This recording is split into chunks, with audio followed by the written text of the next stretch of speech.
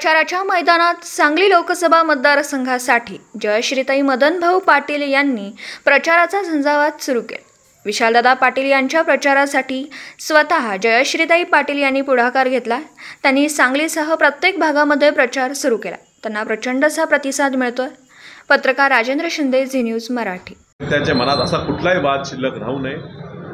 भाजपचा पाडाव करायचा असेल तर सगळ्यांनी आमच्या सोबत आलं पाहिजे।